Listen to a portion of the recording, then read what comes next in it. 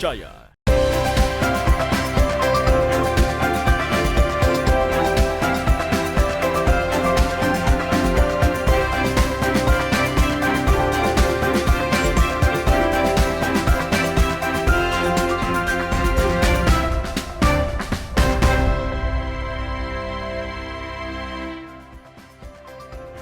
Selamat pagi saudara, apa kabar Anda hari ini? Senang sekali saya Linda Wirawan dapat kembali menjumpai Anda di program Sapa Sulsel edisi hari ini. Seperti biasa kami akan menghadirkan beragam informasi unik dan menarik tentunya untuk menemani aktivitas Anda di pagi hari ini.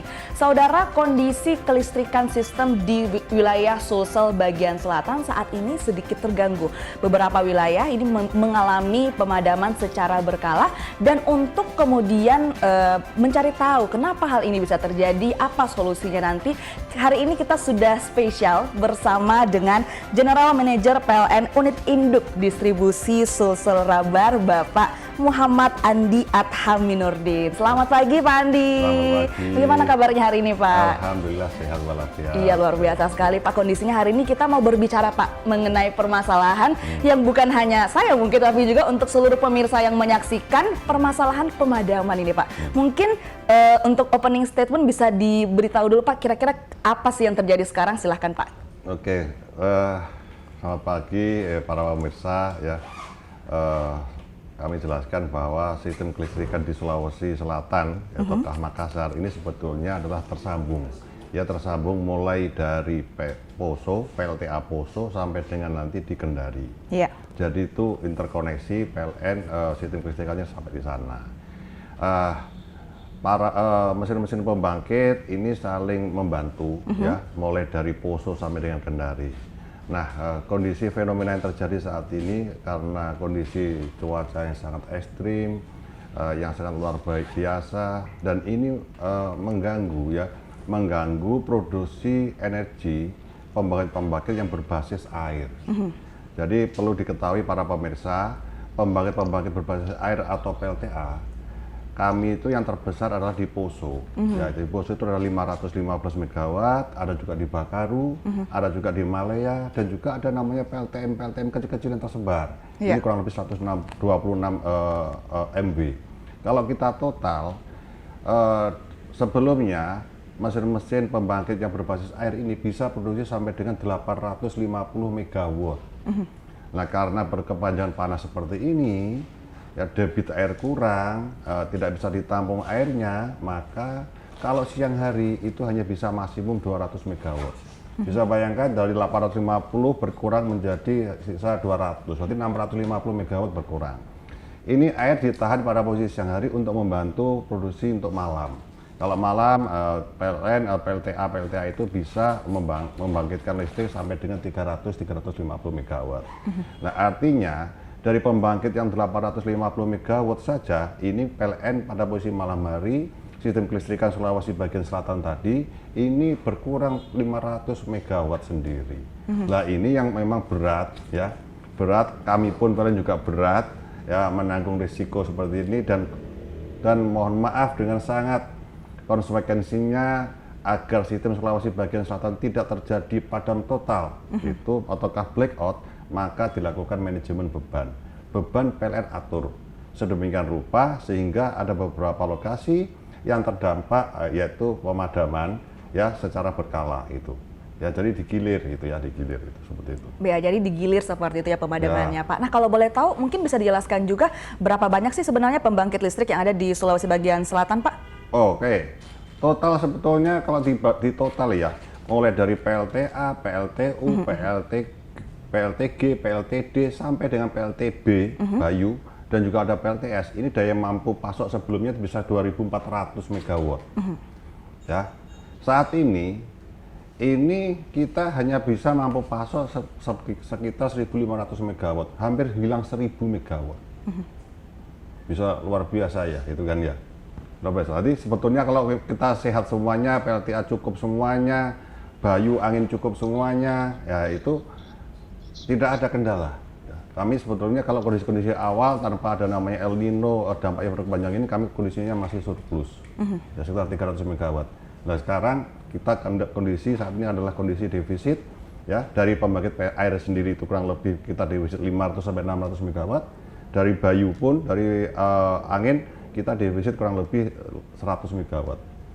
Demikian. Baik, ya kalau tadi saya tangkap dari perkataan Pak Andi bahwa ada yang berkurang seperti itu Pak ya, dari misalnya 800.000 megawatt ternyata berkurang. Lantas kemudian apa sih solusi yang bisa diberikan PLN selain pemadaman bergilir Pak? Oke, ya.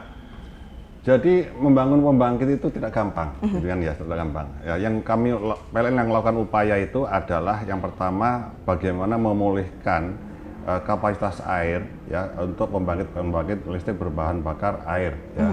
Yaitu adalah PLN melakukan teknologi modifikasi cuaca ya pada beberapa das yang nanti akan digunakan oleh PLTA seperti das Mamasa, das yang ada di Poso, das yang ada di Malaya. Nah ini teknologi ini diharapkan bisa ya mengumpulkan awan itu bisa menerjunkan air lah yang bisa nanti membantu. Itu yang dari sisi PLN. Tentunya ini pun juga tergantung dari kondisi alam gitu kan ya. Karena kalau tidak ada hasil koordinasi saya dengan BMKG, kalau tidak ada awan pun teknologi modifikasi cuaca pun itu juga akan kecil kemungkinan untuk berhasil. Ya, jadi ini dari sisi PLTA. Dari sisi lainnya apa PLN yang upayakan? Seluruh pembangkit berbahan bakar fosil, PLTU, bahan bakar, ya solar dan sebagainya, semuanya saat ini operasi semuanya. Tidak ada satupun yang boleh pemeliharaan. Ya, tujuannya adalah untuk menjaga sistem kelistrikan ini bisa tidak terlalu banyak yang kena dampaknya. Meskipun konsekuensinya kalau PLN membakar solar itu biayanya luar biasa seperti itu. Jadi. Baik, jadi saling membackup seperti itu Pak ya, tidak boleh ada yang pemeliharaan terlebih dahulu untuk saat ini. Kalau tadi dikatakan oleh Pak Andi bahwa TMC itu melihat juga situasi alam dengan hasil koordinasi bersama dengan BMKG. Apakah saat ini kondisi alam memungkinkan Pak untuk dilakukan? Ya, bismillahirrahmanirrahim saja. Kalau saya lihat laporan cuaca dan laporan rilis BMKG, memang awan belum berkumpul. Ya, awan belum berkumpul, namun kita juga ikhtiar. Ya, kalau kita umat muslim, kami kemarin juga 2 minggu lalu melaksanakan sholat istikha untuk bantuan minta kepada Gusti Allah Sama Kuasa agar dibantu untuk diberikan curah hujan. Dan sama dengan hal ini, ya dengan kita niatnya tulus ikhlas, ya PLN berupaya untuk melaksanakan TMC, ya semoga saja awan bisa segera berkumpul kan gitu, bisa untuk mendapatkan tambahan hujan itu. Kalau misalnya TMC kemudian dilakukan Pak sebagai solusi, ini berapa lama harus TMC Pak? TMC itu akan dilakukan berkali-kali loh. 1 bulan penuh itu akan dilakukan TMC. Sekali TMC itu harus jalan terus. Gitu. Ya, kemudian seperti itu. Jadi beberapa lokasi-lokasi yang ada di beberapa das pembangkit listrik tenaga air. Gitu. Jadi memang jangka waktunya cukup lama dan tidak boleh berhenti Pak ya? Iya. Oke. Gitu, iya. Jika misalnya berhenti, mungkin jika misalnya kondisi cuaca tidak memungkinkan di tengah-tengah, apa sih yang bisa terjadi Pak? Ya sebetulnya kalau TMC berhenti, TMC dilaksanakan maupun tidak, kalau awan tidak tersedia juga sulit gitu loh. Tapi sebetulnya kan ini sebetulnya adalah bukti bahwa PLN itu tetap berupaya ya. Apa sih sebetulnya yang memungkinkan untuk bisa kita menambah pembangkit dalam waktu instan atau dekat gitu. Nah sebetulnya ada lagi sebetulnya solusi yang paling simpel, yaitu menambah mesin pembangkit berbahan bakar diesel. Permasalahan PLN kan tidak boleh lagi. Alasan kenapa tidak boleh Pak? Loh, kan ada aturannya. Ya, aturannya PLN tidak boleh menambah pembangkit berbahan bakar minyak. Nah, gitu. Iya. Nah, kalau tadi dikatakan bahwa TMC ini merupakan solusi jangka pendek yang bisa kita lakukan sekarang, Pak. Untuk solusi jangka panjang, jika misalnya kita tidak tahu, mungkin tahun-tahun depan akan ada kemarau lagi, seperti apa, Pak? Ya, kalau ini memang luar biasa. Tahun ini itu adalah panasnya luar biasa. Kalau saya tahun lalu itu kan juga tidak seperti ini ya. Kita tidak pernah ada namanya defisit. Nah, jadi jangka pendek kalau PLN ya, PLN ini siap sekarang sudah terinstall 10 megawatt ya, tambahannya itu adalah berbakar minyak itu ya. Kita sudah install di sini ya, nanti bertahap kita akan masukkan lagi pembangkit berbahan diesel tapi sifatnya temporer. Temporer Pak. Temporer untuk mengatasi kondisi-kondisi defisit ini. Oke. Ya, baik, kita masih akan ngobrol banyak Pak Andi terkait dengan di mana saja zona-zona pemadaman, waktu-waktunya, jadwal-jadwalnya, mungkin buat para pemirsa yang menonton ya ingin menyaksikan, pengen tahu kira-kira rumah saya padamnya kapan Pak ya. Kita masih akan ngobrol banyak terkait hal itu, namun saudara jangan kemana-mana, tetap bersama kami di Sapa Sulsel.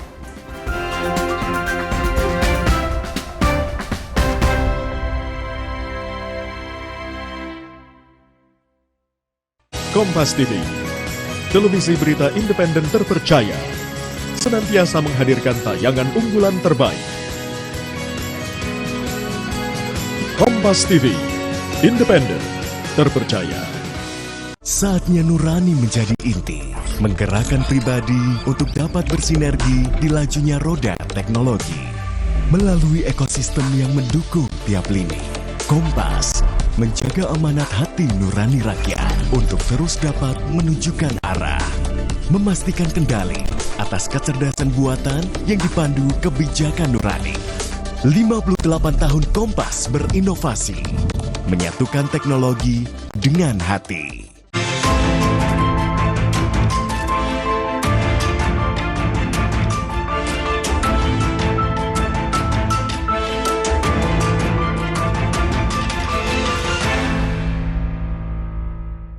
Saudara, massa buruh demo di depan gedung DPR RI Jakarta Pusat. Dan kebakaran depo Pertamina Pelumpang Koja Jakarta Utara, informasinya api. Ketahui peristiwa teraktual yang terjadi di seluruh penjuru tanah air. Dan saudara, berikutnya kita akan pantau kondisi arus lalu lintas. Mari kita melihat CCTV di kawasan JPO Kuningan, Jakarta Selatan. Ikuti selengkapnya Indonesia Update, Senin sampai Jumat pukul 3 sore, live di Kompas TV. Ada kebijakan, ada program, ada kegiatan. Dan oleh karena itu, soal orang tidak yang bekerja jadi di anggota istana, partai. Lugas beradu pendapat. Ini adalah isu yang mengada-ngada menurut Anda? kita periksa fakta-faktanya. Arahnya sudah jelas. Itu tugas utamanya kok. Dua opini yang berbeda. Saya perjelas. Anda menyoroti kegiatannya, infrastruktur. Itu adalah hak presiden. Dua arah. Setiap Jumat pukul 8:30 malam, live di Kompas TV.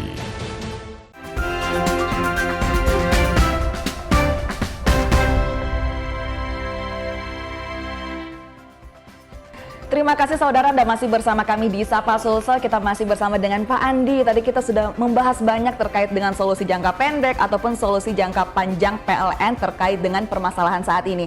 Nah Pak Andi, kalau tadi salah satu solusi jangka pendeknya juga bahwa ada terjadi pemadaman Pak ya. Nah kalau boleh tahu untuk zona-zona pemadamannya ini seperti apa pembagiannya Pak? Ya, zona-zona pemadaman PLN itu kan kalau PLN itu mengaturnya itu adalah namanya ada beberapa penyulang-penyulang ya. Penyulang itu adalah jalur-jalur gitu ya, jalur-jalur. Nah, PLN jalur-jalur itu kita petakan.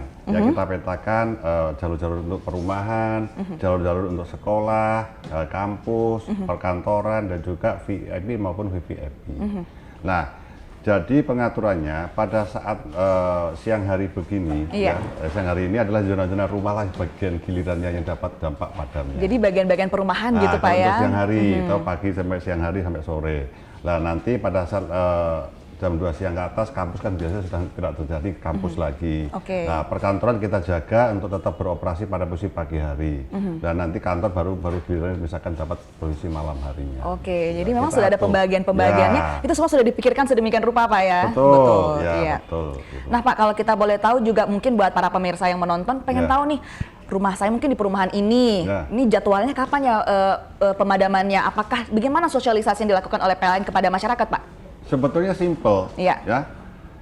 Jadi tanpa dapat info dari PLN langsung pun bila mana para pelanggan ya PLN itu melakukan install pada aplikasi PLN Mobile, maka otomatis akan reminder. Akan ada reminder, Pak? Iya, jadi giliran rumah saya padam sebentar. Gitu. Iya, seperti itu. Namun bagi masyarakat yang tidak mempunyai aplikasi PLN Mobile bisa masuk di IG PLN ya. IG PLN Sulsel Rabar. Kita juga ada beberapa unit-unit yang memposting IG. Nah ini bertahap itu berturutan tuh. Ya, per 2 jam, per 3 jam dia akan berubah jadwalnya. Jadi memang kalau tadi salah satu solusi juga yang diberikan oleh Pak Andi ya, menginstal PLN Mobile, di situ nanti akan ada reminder, atau kalau yang tidak punya PLN Mobile bisa menuju ke Instagram dari PLN Sulsel Rabar seperti itu Pak. Nah Pak, kalau kita berbicara juga mengenai pemadaman yang dilakukan, memang ini merupakan salah satu solusi yang harus dilakukan. Bagaimana sih kemudian Pak dampaknya untuk para pelaku ekonomi? Bagaimana mereka keluhan-keluhan apa yang selama ini Pak Andi dengar dari para pelaku ekonomi Pak? Ya, jadi tentunya ya dampak listrik itu luar biasa manfaatnya ya. Ya, salah satunya adalah bagaimana itu listrik berperan terkait dengan pertumbuhan ekonomi. Nah, memang ini para pengusaha ya ini sedikit terdampak. Nah, PLN Sulsel Rabar ini berupaya ya agar pelaku ekonomi yang kecil ini kita tolong lebih duluan, ya, kita tolong lebih duluan. Nah, kita minta bantuan pada pelaku ekonomi yang besar, seperti halnya industri-industri besar itu mampu ataukah bersedialah mereka untuk turun bebannya, memindahkan beban dari PLN itu menggunakan captive powernya, karena rata-rata industri-industri yang ada di Makassar, yaitu ataukah hotel-hotel bisnis dan besar-besar, ini sebetulnya juga mempunyai captive power, ataukah cadangan-cadangannya. Nah, artinya ya ini kolaborasi, ya mari kita pikul bersama, daripada masyarakat besar itu kena dampaknya luar biasa, ya mendingan yang ekonominya sangat besar, ya sangat sukses itu membantu dulu yang kecil-kecil, ya agar para UMKM pun juga tidak begitu terganggu. Iya, jadi memang saling bahu-membahu, saling membantu dalam kondisi saat ini seperti itu ya, Pak Andi. Nah, Pak Andi juga kalau kita berbicara mengenai mungkin para pemirsa yang menonton, yang mungkin para memprotes nih Pak, kalau misalnya kita terlambat bayar listrik, nah didenda nih kita nih. Tapi kalau misalnya kali ini ada masalah, ini gimana ini kemudian tanggapan dari PLN nih Pak? Ya, ini adalah hal yang suara-suara yang sangat-sangat umum. Iya. Mbak saja, Ibu atau semuanya itu baru mengenal PLN kalau listriknya padam. Selama ini tidak pernah mengenal PLN itu kalau listriknya nyala. Kan begitu kan ya. Nah, pelanggan merasa bahwa pelanggan itu membayar, yang dibayar kan yang terpakai. Kalau padam kan nggak terbayar. Kan seperti itu ya. Nah, jadi artinya dipergunakan dulu karena baru dibayar itu bagi pelanggan pasca bayar. Namun kalau yang pelanggan prabayar kan membeli strom, stromnya akan tersedot atau akan terpakai pada listriknya menyala, kan gitu. Nah, jadi sebetulnya ya itulah logikanya. Artinya kok protes, wong belum dipakai listriknya kok protes kan gitu kan ya. Tapi itu satu hal yang lumrah. Kami sadar kok ya. Kami ini adalah PLN pelayanan publik yang notabene saat ini listrik itu menjadi suatu kebutuhan pokok lah kan gitu ya. Dan kami juga sadar, kami ini pelaku di dapur, baru diingat bila mana listrik itu tidak menyala, seperti itu. Ya, gitu. Oke, nah Pak, selain tadi mungkin suara-suara dari masyarakat, keluhan-keluhan apalagi sih biasa yang didengarkan oleh Pak Andi selaku GM, Pak? Oh ya, saya kebetulan cukup lama besar di Sulawesi Selatan, ya, jadi saya mengetahui karakteristik masyarakat Sulawesi Selatan, ya. Jadi keluhannya masyarakat yang paling utama itu sebetulnya gini. Pada saat lokasinya masyarakat atau pelanggan itu jadwal padam, tentunya ya pas jadwal itu. Gitu. Misalkan ya rumahnya si A gitu ya, jadwal padamnya sampai dengan jam 3 sore, harusnya jam 3 sore harus selesai. Gitu. Mereka akan protes pada saat sampai jam 3 sore belum menyala. Gitu. Ya kan gitu, protes ya. Jadi sebetulnya intinya adalah kepastian. Nah, makanya kami membuat zona-zona yang berputar tiap 3 jam ya, atau tiap berapa jam itu pasti kita berputar gitu ya. Jadi kita pastikan bahwa maksimalkan atau kami upayakan tidak sampai jadwal batas waktunya kita harus segera oper gitu. Gitu. Baik, jadi maksimalkan tadi bisa segera dioper ya, biar nggak terlalu lama di satu wilayah seperti itu Pak. Oke, Pak Andi, kita masih akan berbicara banyak terkait dengan permasalahan ini dan juga mungkin bagaimana PLN kedepannya akan menjalani pelayanan publik ini. Namun kita jeda sejenak, Bapak, Saudara jangan kemana-mana, tetap bersama kami di Sapa Sulsel.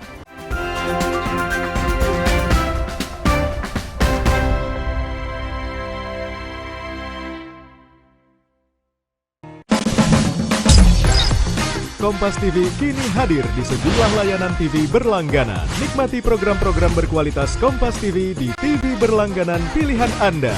Sekarang, Kompas TV, independen, terpercaya. Mengambil nama tas tradisional Papua, Noken diartikan sebagai sebuah sistem atau cara yang telah disahkan oleh negara untuk menghitung perolehan suara capres-cawapres, caleg dan parpol di sebagian wilayah Papua. Noken gantung dengan tas noken sebagai kotak suara dan noken Big Man. Keputusan sepenuhnya berada di tangan ketua adat yang paling berpengaruh. Ikuti perkembangan dan informasi terkini seputar pemilu 2024 hanya di Kompas TV, Rumah Pemilu. Mencari tahu, mendengarkan lebih utuh dan mendalam, mempertanyakan rasa keadilan. Saya mau minta klarifikasi. Klarifikasi. Ini tanggung jawab saya. Bapak malu nggak sih? Apakah saya dengar permintaan maaf yang benarkah backingnya para jenderal orang-orang sekarang yang Kita mengingatkan penguasa, menghibur yang papa. Rosi. Gubernur Lampung kebingungan terkait nama daerah saat Presiden Joko Widodo berkunjung ke Lampung Tengah. Segarkan kembali wawasan informasi Anda dengan berita-berita peristiwa terkini. Pilihan dari meja redaksi kami. KTT ke-42 ASEAN di Labuan Bajo, Nusa Tenggara Timur. Charles III resmi menjadi Raja Inggris menggantikan Ratu Elizabeth II. Ikuti Kilas Kompas setiap hari pukul 11:30 malam live di Kompas TV.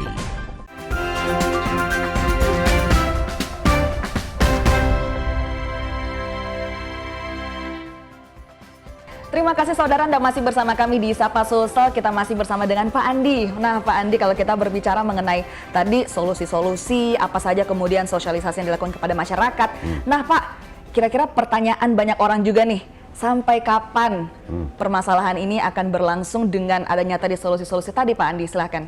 Ya, kalau saya kemarin menyimak narasi daripada BMKG, yang hujan diperkirakan akan mulai turun nanti di awal November. Ya, kami pun juga berharap awal November sudah mulai turun hujan. Ya, maka sistem kelistrikan itu berangsur-angsur kita akan pulih, gitu ya.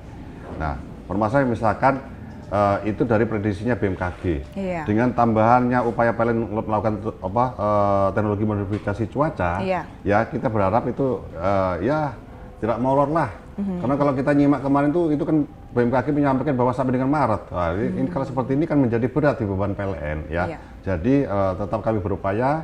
Kayak kemarin tuh kelihatannya di Das Mamasa itu sekitar Mamasa sudah mulai ada rintik-rintik ya. Mudah-mudahan ini bisa membantu ya dalam kurun waktu dekat ini sehingga nanti di awal November atau di tengah November kita sudah bisa, insya Allah kita bisa pulih. Jadi yang saya tangkap dari perkataan Pak Andi bahwa permasalahan ini akan terus berlangsung sampai musim hujan Pak ya? Ya, karena pembangkit kita yang terbesar adalah di PLTA, gitu ya. Intinya kan seperti itu. Nah, kalau kita mau install pembangkit yang berbahan bakar minyak, itu pun juga kondisinya kita hanya bertahap ya. Saat ini sudah terinstall 10 MW tambahnya, disusul lagi nanti 20 MW tambahnya, tapi itu hanya temporer. Nah, dia akan dihentikan pada saat nanti kondisi seperti air, angin cukup kan gitu. Karena perlu diketahui dengan PLTD itu kita tentunya membakar minyak yang notabene mahal sekali, negara akan susah sekali untuk seperti itu kan ya. Oke, nah kalau kita berbicara Pak mengenai solusi jangka panjang, apakah PLTS ini bisa menjadi solusi Pak? Nah, PLTS, ya, oke. Kunci daripada PLTS itu satu, lahannya harus luasnya luar biasa, satu gitu. PLTS itu pembangkitnya sifatnya intermittent, baru bisa terbangkitkan kalau ada panasnya. Dan dia sifatnya hanya mulai dari antara jam 10 pagi sampai jam 2 siang. Nah, teknologi PLTS itu masih sangat mahal banget, ya. Dan itu sifat listrik sebetulnya kan listrik itu dibangkitkan dan langsung disalurkan. Ya, teknologi yang lain adalah harus ada namanya kalau memang seperti itu harus disimpan. Disimpan ada teknologi pakai baterai. Nah, baterainya juga perlu lahan yang luar biasa dan tidak murah harganya. Jadi kalau kita hanya mengandalkan PLTS tidak mungkin. Ya, sistem kelistrikan di suatu tempat tuh harus mengandalkan PLTS nggak mungkin. Tapi kalau untuk saat ini berarti di Indonesia belum bisa menerapkan PLTS itu Pak ya? Ada, diterapkan PLTS, tapi tidak bisa dia berdiri sendiri. Pasti harus ada namanya kolaborasi dengan pembangkit yang lain, hibrid kasarannya begitu. Ya, kalau menggunakan PLTS sendiri ya kemungkinan juga tidak bisa berumur panjang gitu loh, nggak begitu kuat. Pasti akan dipikul dengan pembangkit yang lain, air ya, pembangkit yang lain misalkan batu bara dan sebagainya gitu. Nah, jadi kembali lagi harus saling ini ya Pak ya, saling bahu-membahu antara PLT yang satu dengan PLT yang lain seperti itu. Nah Pak, kalau kita kalau gitu kita berhenti nih berbicara mengenai permasalahan saat ini, sekarang bikin puyeng Pak ya. Saat ini kalau gitu selama kurang lebih 1 tahun pemerintahan Pak Andi menjabat sebagai GM di PLN, bagaimana kemudian Anda melihat sejauh ini permasalahan-permasalahan di Sulsel bagian selatan Pak? Jadi Sulsel bagian selatan ini sebetulnya sangat tumbuh sekali dengan kebutuhan energi listrik. Karena beberapa pabrik industri ya smelter itu juga terbangkitkan ataukah berdiri di Sulawesi Selatan. Seperti adalah di Banteng ada Huadi. Dia Huadi itu adalah konsumsi listrik terbesar lah di sistem Sulawesi bagian selatan. Lah, Huadi itu pun juga kita mintai bantuan untuk dikurangi dulu bebannya sebagian lah, agar masyarakat umum pun juga tidak begitu terdampak. Jadi kalau saya lihat saat ini ya, kalau saya bandingkan, Mbak Linda tadi nyampaikan saya sudah 1 tahun lalu itu pertumbuhan kelistrikan di Sulawesi Selatan dan Tenggara Barat ini kami ini tumbuhnya di atas 13%. Luar biasa. Padahal itu pertumbuhan ekonomi secara nasional itu nggak sampai 7%. Tapi Makassar luar biasa. Kok bisa Pak, upaya-upaya apa yang dilakukan Pak? Ya pada saat kami, ya upaya-upaya kan kita ya mendorong masyarakat untuk menggunakan listrik lah ya, electrifying lifestyle ya. Sekarang ini sudah kami pegawai sudah diwajibkan untuk menggunakan kompor-kompor induksi, sudah kita tinggalkan lagi lah yang gas kan gitu ya. Nanti kita juga men-challenge masyarakat bahwa memasak dengan kompor induksi 1 aman, 2 murah, nyaman kan gitu, cepat kan gitu. Jadi lebih murah Pak ya pakai kompor induksi? Jauh lebih murah. Iya. Coba sekarang bandingkan. Kalau 1 tabung gas berapa kan gitu kan, bandingan lah seperti itu. Mobil juga begitu. Nah, mobil listrik ada di kantor kami, ada kendaraan listrik. Nah, begitu juga upaya-upaya apa PLN. PLN bertahap itu, kendaraan operasional yang berbentuk sudah motor, ini tahun ini saya terapkan 50% harus motor listrik. Gitu. Nah, ini adalah mendorong bagaimana listrik bisa tumbuh dan juga itu adalah membantu negara nanti, intinya seperti itu. Oke, kalau program-program yang Bapak usulkan ini seperti apa sejauh ini Pak? Program yang mana dulu?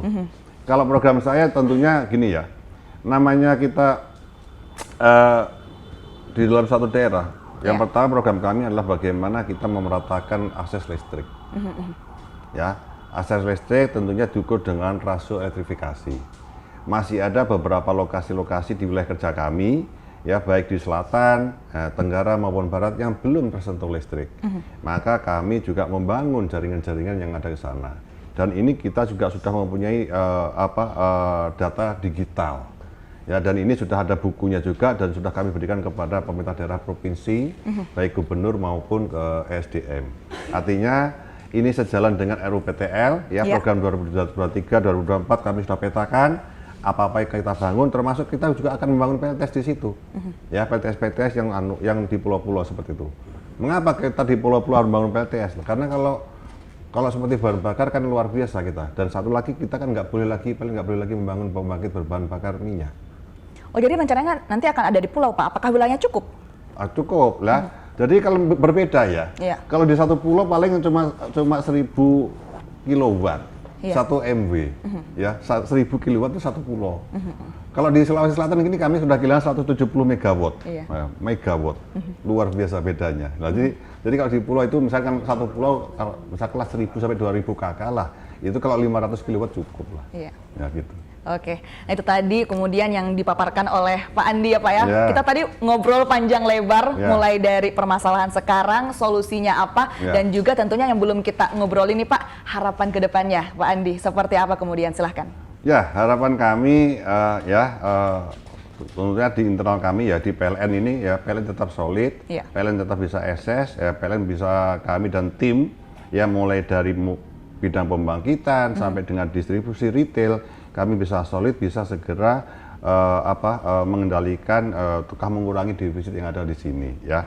Tim kami sekarang lagi berkumpul ya, cukup banyak. Beberapa industri seperti ada beberapa industri kemarin juga saya kunjungin, minta juga turun ya.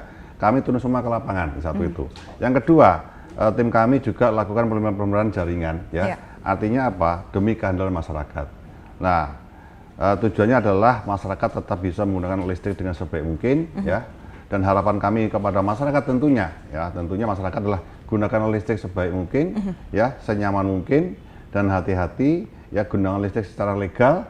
Ya, dan terakhir adalah ya tolong ya pada saat jadwal membayar ya dibayar. Karena kalau memang banyak tunggakan kan menjadi PLN tidak bisa mengendalikan biaya operasinya seperti itu. Oke, jadi harapannya agar masyarakat menggunakan listrik sebaik mungkin. Betul, ya Pak Andi, luar biasa sekali. Terima kasih Pak Andi atas waktunya hari ini, kita ngobrol panjang lebar, luar biasa sekali perbincangan kita. Terima kasih sekali lagi atas waktunya. Dan saudara, informasi tadi juga sekaligus menutup perjumpaan kita di Sapa Sulsel edisi hari ini. Saya Linda Wirawan bersama dengan segenap kru yang bertugas mengucapkan terima kasih, selamat pagi, selamat beraktivitas, dan sampai jumpa.